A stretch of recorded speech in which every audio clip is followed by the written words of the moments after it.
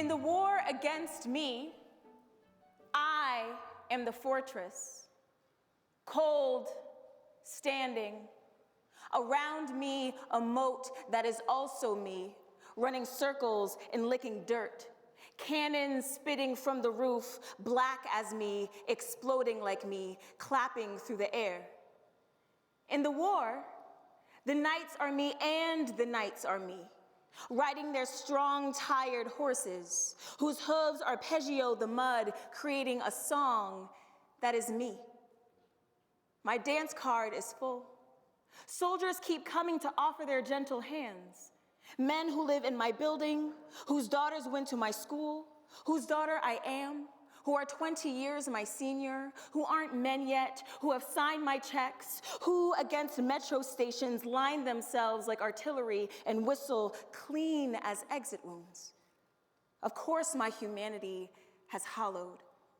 Mercy burned down with all the other small towns. The smoke? Yeah, that's me too. Montgomery College, how are we doing?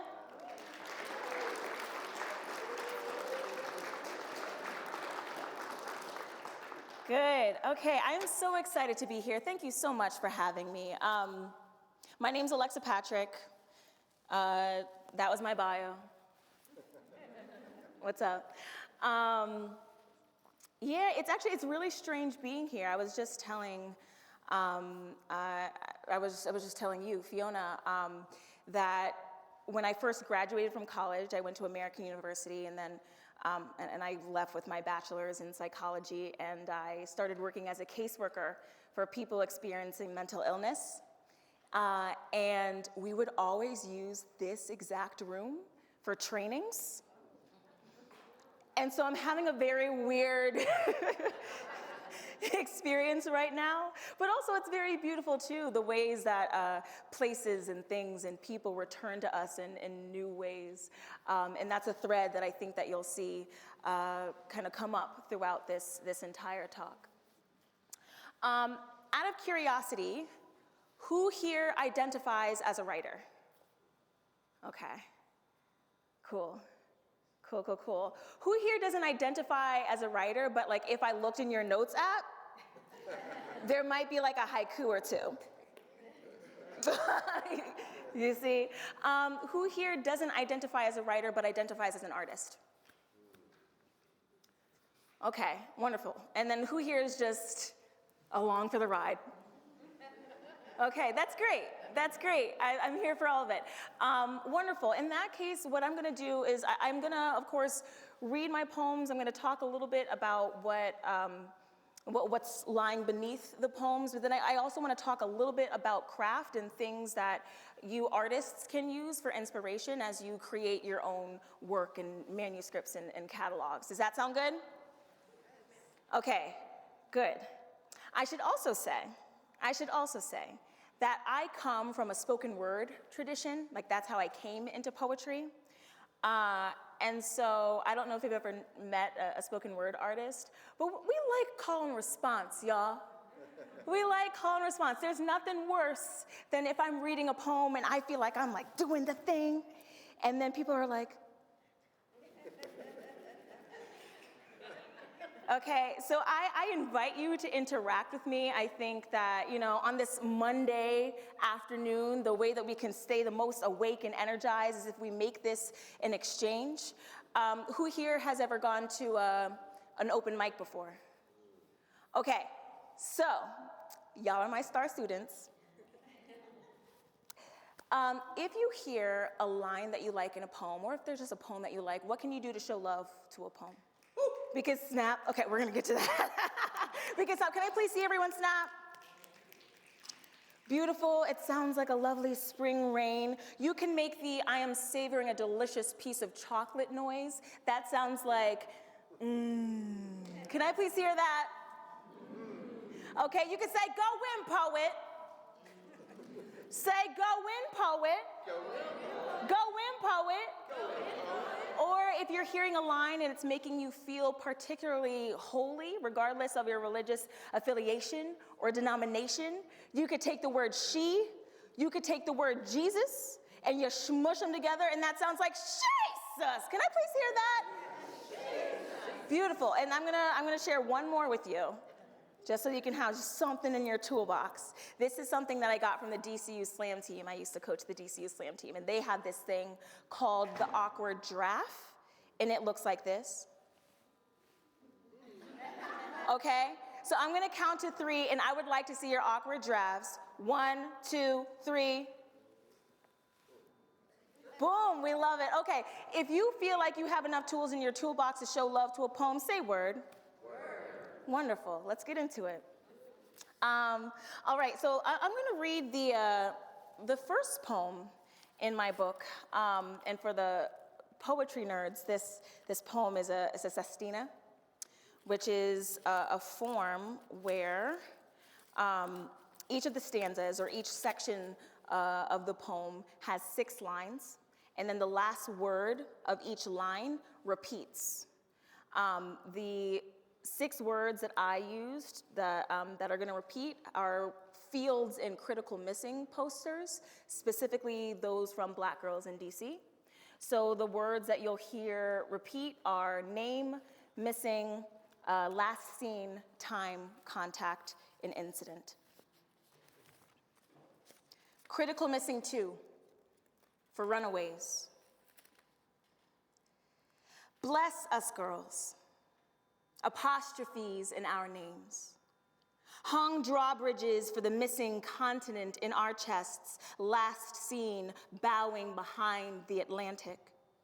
Since time has continued to chasm our contact, dressing clear intention as American incident, but these voids are no incident. I've learned as I've attempted to name the acute hurt, the desire for contact without flinch, the mere warmth missing from every greeting. Can't remember a time when I was not chosen last.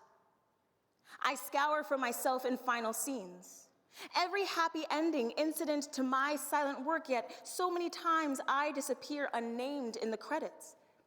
If I take my missing into my own hands, have no contact with the world that abuses contact, perhaps I will have a self that lasts.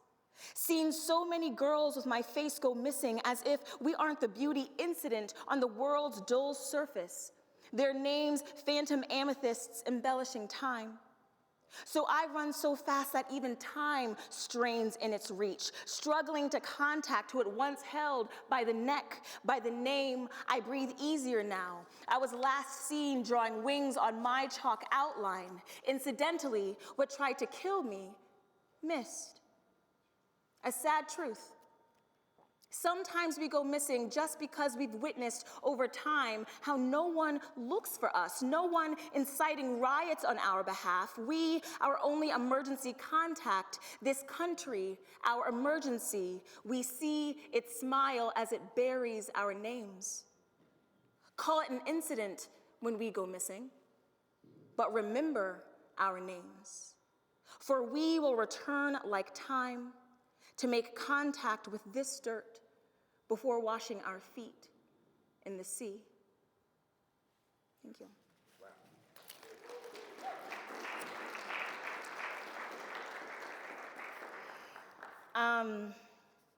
My favorite thing about sestinas is that it feels like a braid. You have these seemingly separate strands weaving together, and returning like new, and then mutating, and all these. It's just it comes together to make one cohesive story, and even the words that return seem to present themselves as new when they do return. And there's something really exciting about that to me, especially in the context of Black girls and women, the ability for us to return, to come home. And in that way, it feels also like a blessing. So that's why I chose this piece as a piece to start off my book. I also used to feel really alienated by form. Does anyone else feel the same? The writers in the building? Yeah, there's something about it that seems really rigid, right? It's, and I think that at least with the formalist poets and poetry that I've encountered, it was rigid to the point where it didn't feel like I could fit me or my truths. Where do I fit in? But the more that I started thinking about it, the more that it got exciting to me because it felt like a challenge. Like, I'm gonna make myself fit in. I've been alienated before. I know what it means to become my own sledgehammer and create space for myself. And so if you feel alienated by form, I wonder if you can reframe that and see it as a kind of challenge. Is there a way that you can reclaim this thing, to make it yours, to put it in your voice? What are those words that you're using that repeat, that return? What kinds of things would you like to see return in your life? There are different access points to form that I think can really break open the idea of form for you. Word. Okay. Too much. When held right, it is a weapon. And I am 14 again. Thighs already rubbed holes in the good genes, bright red braces, offensive, making stop signs of every tooth, stretching gaps until my mouth is more machine than human. When I smile, wielding both rows of teeth, wear the clothes the rest of me has not yet swallowed, the pale-necked boys, the ponytail pendulum girls, cringe at the gesture's persistent grind. I have since only attempted quiet, allowed my limbs a smaller radius, became subtler target. But my eyes are loud with their dark hair curls, obnoxious. Everything about me claps. Can something vast be wounded? No. A bullet in the sky is only a warning. Smoke like futile breath wheezes out the barrel. Look, your hair sticks out. Look, your purple elbows, your fat thighs, look. But I mighty myself. Let my joy bark, uncross my legs, laugh until even the hurt burns. I'm so big they keep shooting. Tongues cocked, but I'm ready. Hair tangled like a netting, eyes wing-tipped, hazardous. I walk into rooms already flexing in armor I can't rub holes into. I swell before they try, smiling with both rows of teeth.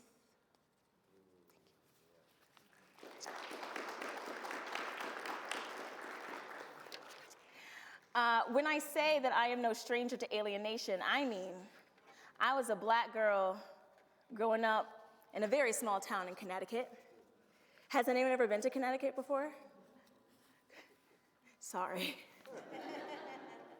Great seafood, great seafood. And it's a lovely town. It's like, I grew up in Madison, Connecticut, which it's like if Hallmark just like spat onto the shoreline of Connecticut, it'd be like, oh, Madison. But it's a really lovely place, but it was also a very difficult place to grow up, especially in the early 2000s. My school had 1,200 kids. Less of 1% of those kids were black. Yeah, I heard a oof. Yeah. And I think one of the most heartbreaking things about me growing up, and you'll see pictures of me growing up in the back, was that I was very much a child of television and of like teen rom-coms. And so my understanding of what my life and what my youth and teenagehood would look like was very different from the reality of the thing.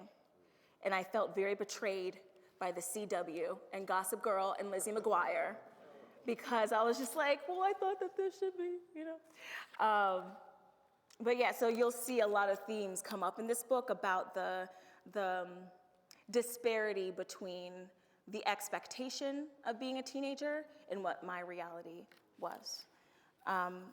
This piece is called Ode to an Almost First Kiss.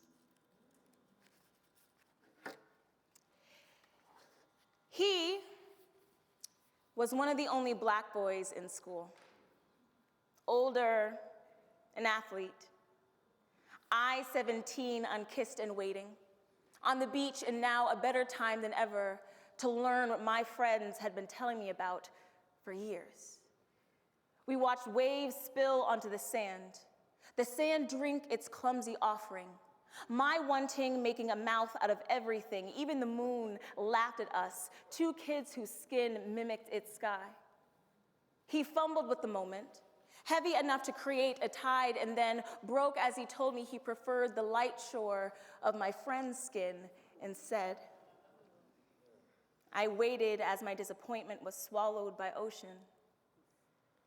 He was not the first or only boy to leave me buoyed.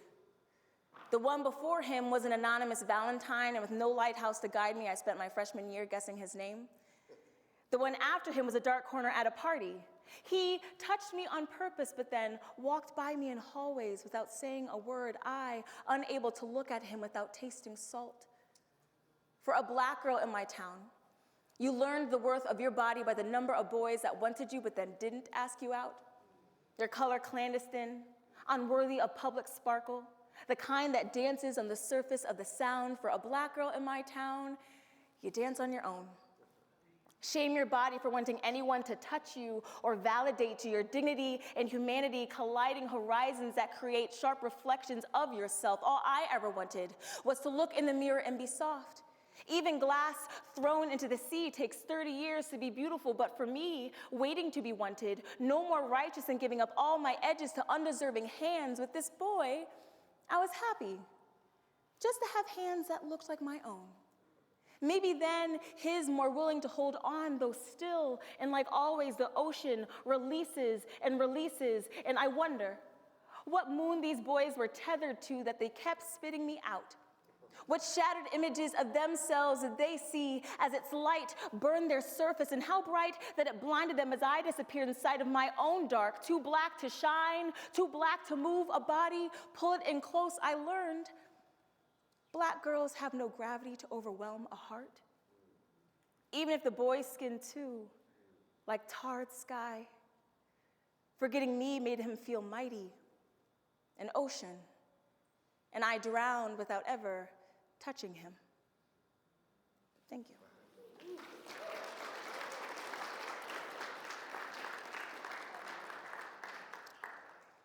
It was a sad poem, I know. I do feel like I have to say this. Guess who slid into my DMs like 4 years later?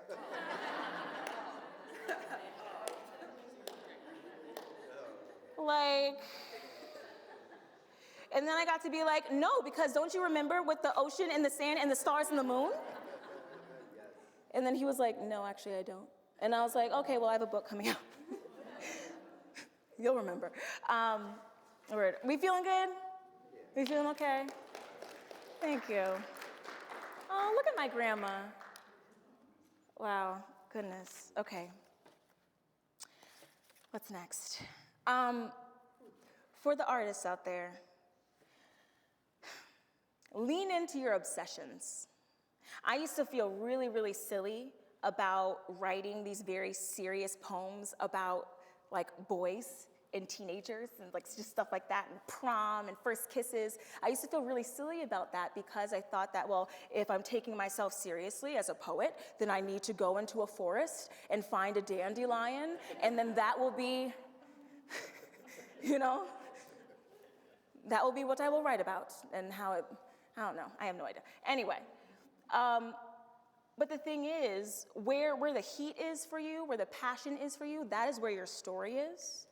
That is where your book is. So the more that I leaned into these very teenage obsessions, these like rites of passage that were just really exciting to me, that is when I began to develop a manuscript. That is when people started being like, oh, wait, these poems are actually in conversation. These poems are doing something. And then you'll find that even though I'm talking about just, like first kisses and proms and stuff like that, there's also very real and very serious commentary happening beneath it. So I encourage you to find whatever your obsession is and then just go with it. Get weird. Get weird.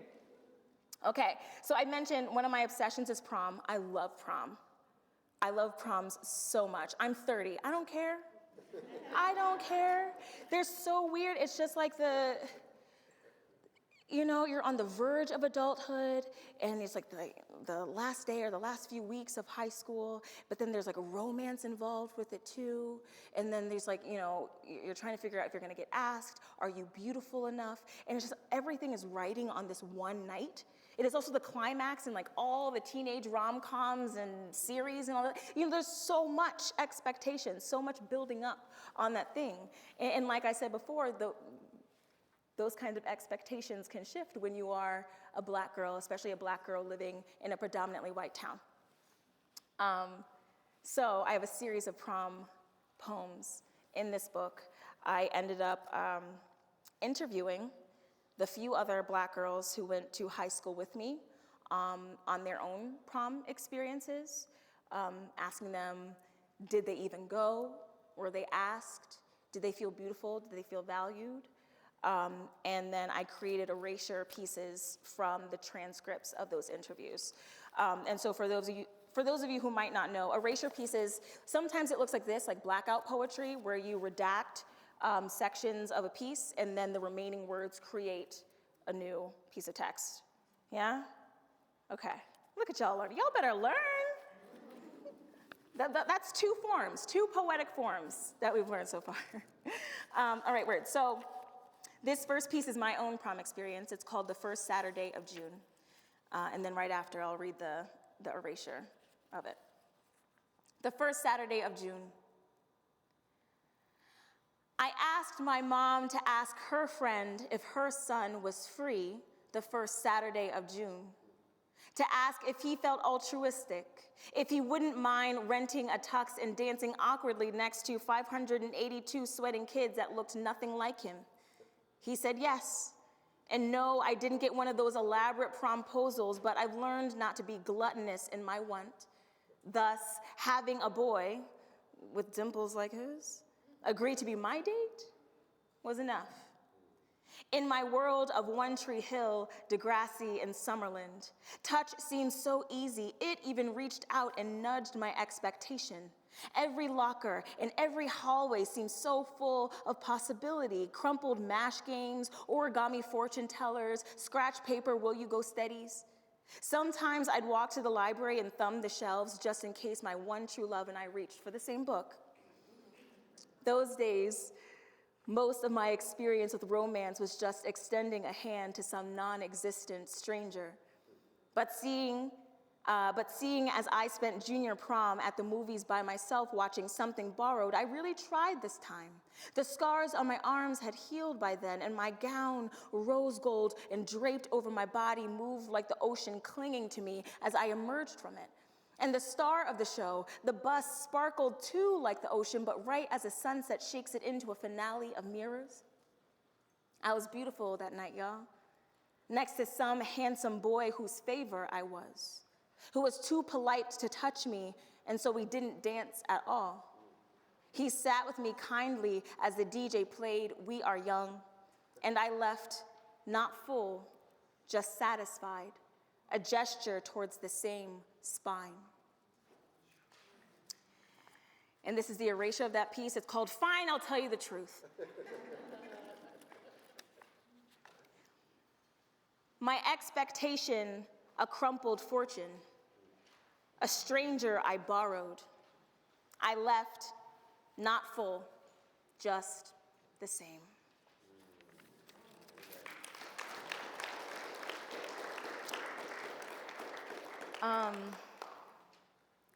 DC recently lost one of its poetry elders, Reuben Jackson, who was a really beautiful and phenomenal and kind and gentle poet and person.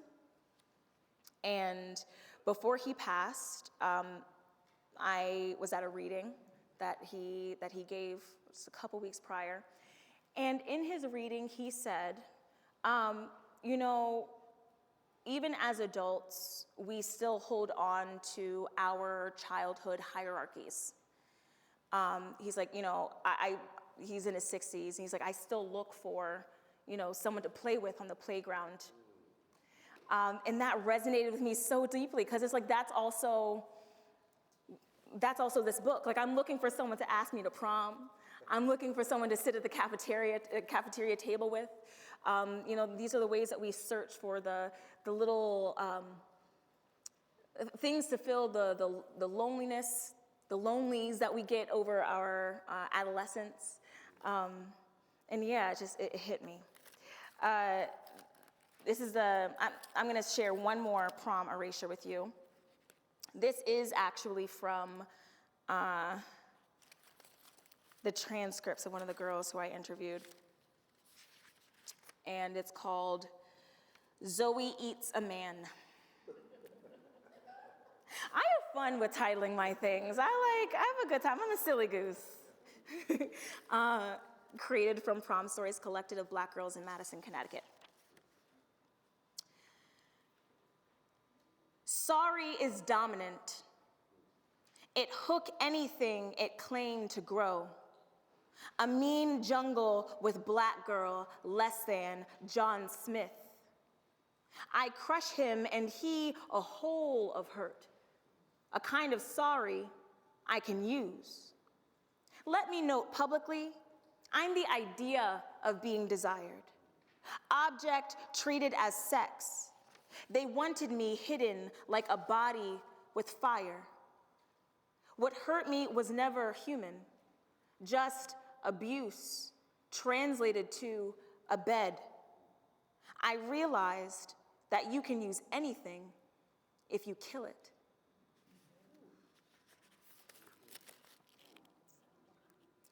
That's it. Thank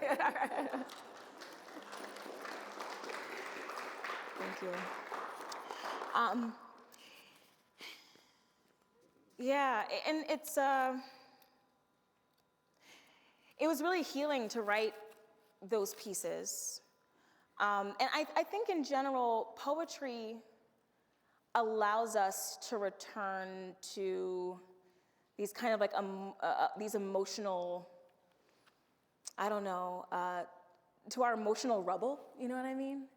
And you kind of pick through it, and you can make order of things sometimes. And I think when I was in high school, I felt very much alone. Even though there were other black girls and other black kids, we were, dispersed amongst the grades and different social groups. And I truly felt like, I'm the only one that's experiencing this thing this way. And it wasn't until I actually interviewed these now women, and got us on like Zoom calls. We could start talking about it and making sure that they're good with the pieces. You good? I'm about to publish it. You good? That I was like, I wasn't alone at all. I wasn't alone at all, and I had no idea at the time, but now I know, and there's just something that's so healing about that, to even at the time of a hurt, of a trauma, I was surrounded by a sisterhood. And so there's something that's something that poetry can allow us to do. It allows us to reframe these past hurts, yeah? Another support system I didn't know that I had is my family and my ancestors. There's something that happens when you get older. I wonder if you all can relate. You're like, your parents and your family, they start telling you family secrets. Has that ever happened? I'll be like on the phone with my mom, and she'll say, oh yeah, well this person was actually, and I'm like, what? Why didn't you tell me this? Oh, well, now you're an adult, I could tell you. And so it's just like, it's mind-boggling, and also like absolutely wild. But it's, I think that as you learn, or as the full picture of your family history comes into focus, it can also teach you a lot about yourself, because you can put yourself in in your family's history. You can place yourself better. It can inform where you are now. And so as I've learned more about my family, I've learned a lot about just resistance and about just being a strong woman. And so we're gonna dig into some of those poems. This piece is called My Mother Once Flattened My Father's Tires. She does not like this poem. My mother once flattened my father's tires because my father kept driving on the grass after my mother told him not to. And at only a few months after the divorce finalized, she, anticipating disobedience, delicately placed 11 nails on the barren area and awaited our return. I still hear the rusted words crowd rental cars, swell enough to drown Stevie Wonder cooing A Time to Love. I knew the sporadic weekends, Toys R Us sprees, large pizzas had deeper roots yet to surface, each feeling more apology than play. My father's face, a drought, the lack of sleep, something running him over. My mother was just fine. When did my father gone but the lawn to keep the flowers he planted? Bulbs nodded, stubborn fists refusing to sprout or take direction. She took consequence into her hands, tilled it with green thumbs, tells the story to this day behind laughter, saying, "See, baby, women in our family know how to make angry men listen, stop, or leave without asking twice." When he drove us back, after our 2 days at the Sheraton, after swimming pools, movies, a small vacation from a home to which he never fully returns, the air was thick as his stalled goodbye. Every time he did, my brother and I grew taller, like weeds, he says, mourning what he could no longer tend to, had only half of, a garden of grief pressed at his skin again. He dropped us off, ran over the grass, backed out of his once driveway. Shaking her head, my mother watched him try to re-sow what power he had, then leave, confident, like she wouldn't eventually make her point.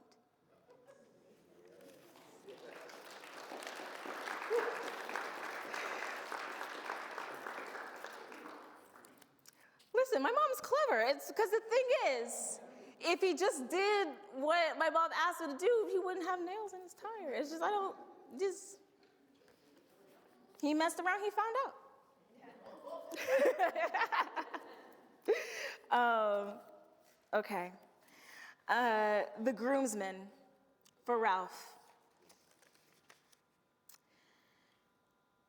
The story goes he had a temper, curdled his fist into sharp prayer, boiled saliva at the back of his throat, thought every officer was the officer who swole his mama's face. Everybody called him cousin, had a smile mamas wanted to fatten, maybe smelled like sweat and peppermint after a shift driving the truck. He cleaned up nice though, casket sharp, cutting niggas a 20 when they needed. Thanks, man.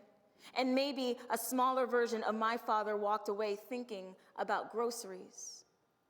I imagine him fixing my father's collar before the wedding, stained glass breaking his strong jaw to soft colors, corner store god shattered ceramic, skin shaded, foreshadowed. They took his name, frisked the clean black of his suit, adorned his precious neck in a bow tie of bullet. Oh, how the doves fled. A week after his brother tied the knot, the officers did too.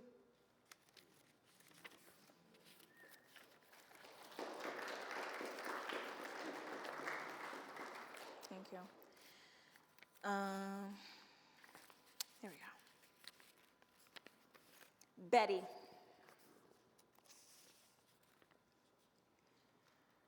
We took the annual Pittsburgh procession down for a visit. Our matching purple shirts made us bruises, bright and bringing new drama to the hospice where Betty's life tapered like linen. We'd pour our August gospel into the rec room, half circled at the center where the nurse rolled her in. The skin of her face thin as lace through which her gray eyes asked their cool questions. Aunt Betty, once as loud as her sisters, now called their names without speaking, wept at all these faces of hers knocking like neighbors from past lives, holding her fragile hands, their bent scripture of bone, to kiss into them a safe passage. And I, who had never heard her voice, who only met her through my mother's stories, was too afraid to join in the hymn the rest of my family sung, and wondered where all her noise went.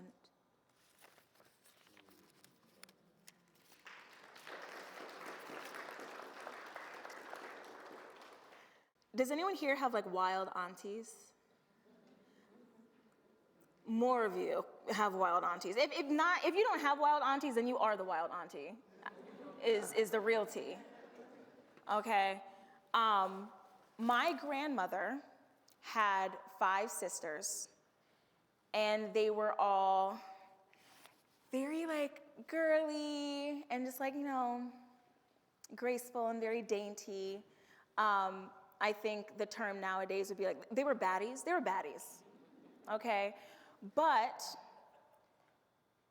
if someone were to like mess with them, they might cut you. So we would call them the vigilante aunties. I love them so much. This book is dedicated to them. I'm gonna read 2 poems about the vigilante aunties. Okay. One time the aunties made lamb for Joe Morton. Do you know who Joe Morton is? Okay, I know some of y'all do. He played the daddy on Scandal. He's famous and fine. Cool. After the play, the sisters swarmed him like flies to melting candy or mushrooms to wet earth, flashing their frills.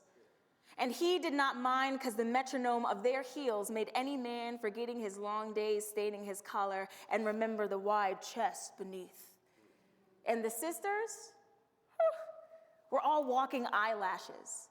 If the color pink could sing, decorated demands in lace before he even noticed he was exactly where they wanted, sitting, hungry, husbands off somewhere in their Saturday cigar, leather-thick basement where they loosen ties and tongues, expect wives to wait, obey.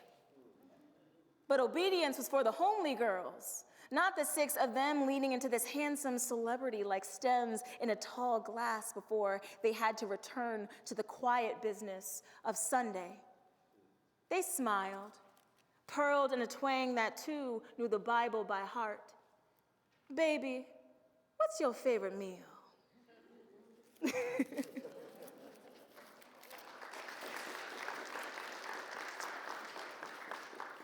Listen, y'all, I come from a long line of flirts. It's a problem. All right, this is the last family poem. You've been seeing the family poem, like these, did you see the vigilante aunties? I know there are a couple of pictures of them, just.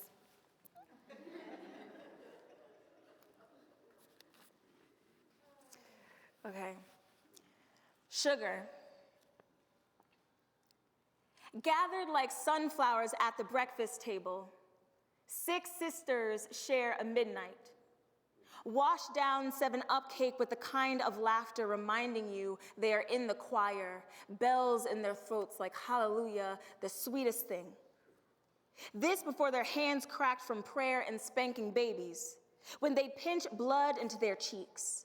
Fix the lipstick which gracefully announced the small mole they all kept at the corner of their mouths, so pretty, even their sharpest words were frosted.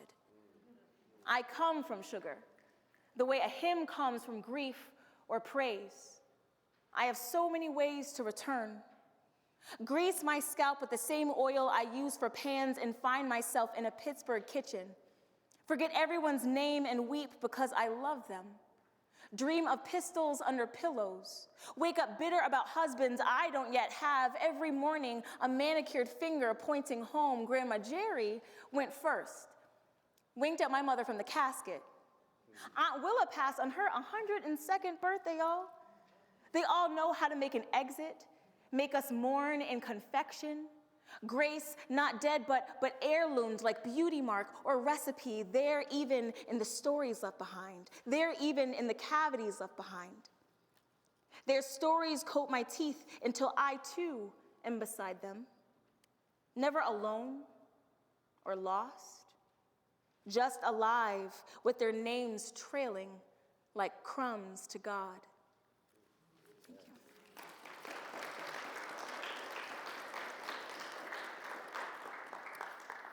you. You know, we got angels around us, y'all. I'm a believer of that. You know, we have angels, we have resistance in our blood. If you don't know about that yet, I invite you to interview your family members, to interview your family's archives, because there are gems in there for you that will help you create whatever you are working on. And if you're not an artist, that's also just something that can inform you as a person that you can hold on to in times when you're like, oh, I don't know if I can do this, you know? Just as a reminder that like you come from a long line of survivors, you know? They're the angels in our families, and they're also the angels that we don't necessarily know. Are all of you from Maryland? Are any of you like DC folks? Okay. Just. Okay. Well, we all been to DC, I'm sure. Do you all know Southwest Waterfront? It's like where the wharf is. Okay. My man. Okay.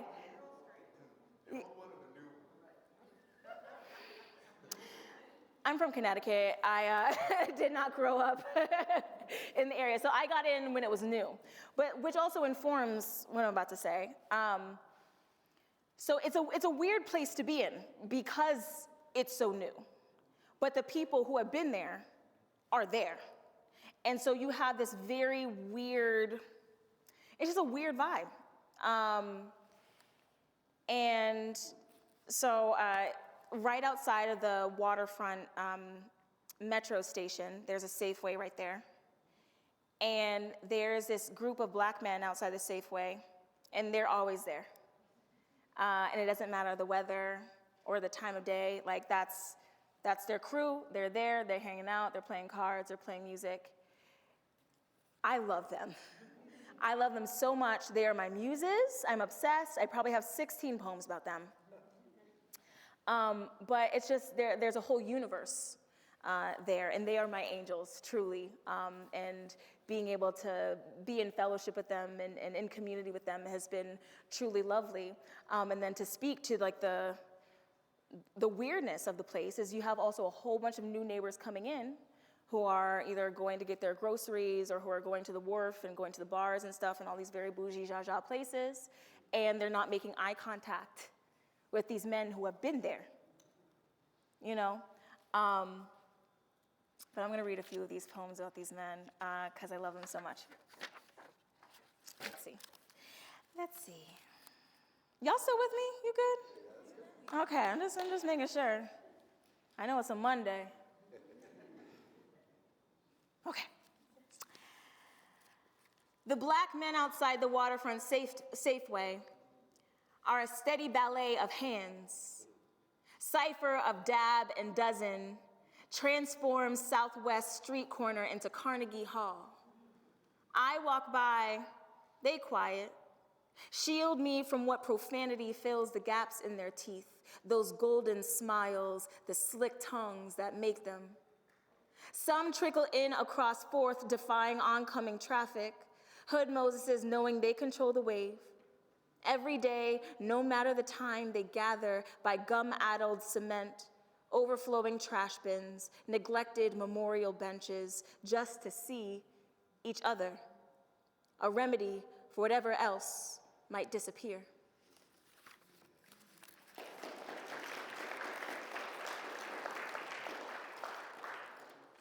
The black men outside the waterfront Safeway catcall me. And I'm sure it's not me who they call for.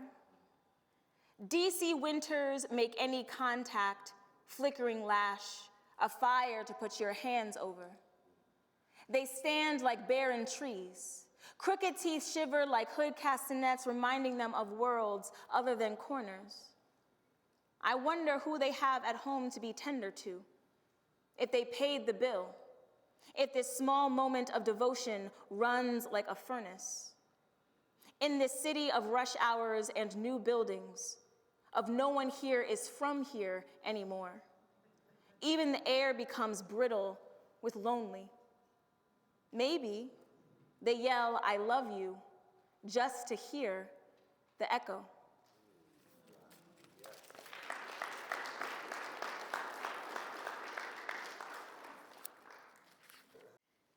The black men outside the waterfront Safeway play Lil Jon. Yeah.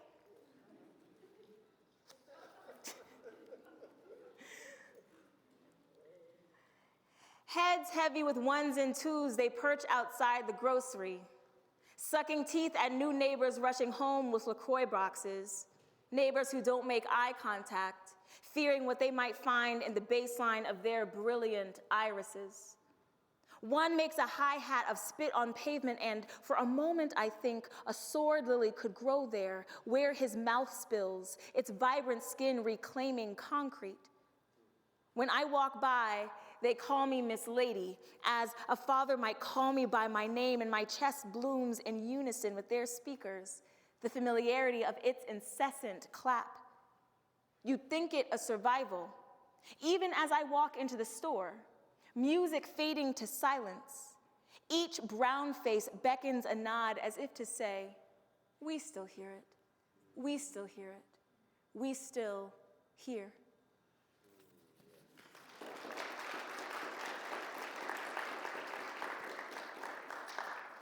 Okay, I'll do 2 more pieces.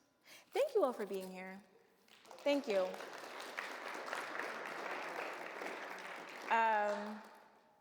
Mondays are rough.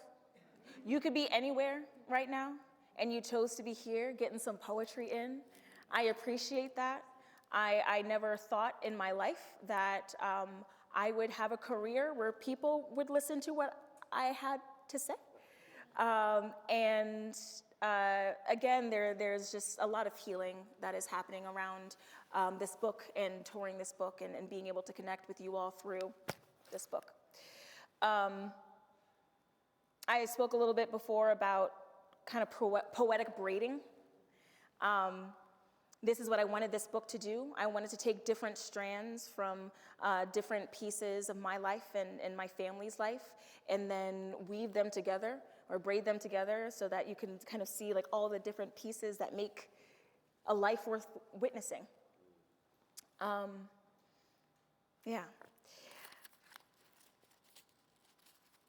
And I think in that it's just a reminder again that like I am not alone, that I am tethered to people. I am bound to people. Though sometimes when I do get like a case of the lonelies, if I'm having a bad day, we're gonna segue to my next piece. I imagine myself as a Toni Morrison character. Like in like a book she hasn't written yet. But I'm like, I just want to be like, just like a old black woman in the country, in like a field. She doesn't bother nobody bothers her. And maybe she's a garden, she like makes jams, and she's a big hat, you know? And I think about what it would be like to be that woman. So this piece is called Aspirational Self-Portrait as Woman Gardening in a Wide-Brimmed Hat. The sun lay heavy like a child too tired to walk. Fingertips staccato soil as I lift light like its mother in my wide-brimmed hat. Every day and at my will, sprouts rise luminous, hum back up to an old record embellishing the quiet air, and no, I am not lonely here, alone with my chores and my chorus of living things. If any lover passes through, I feed him apple slices, 7-Up cake, lemonade, before demanding to be left with my own plenty. The tiny moons of mud beneath my fingernails, my singing shoulders, my feast blooming from everything I buried.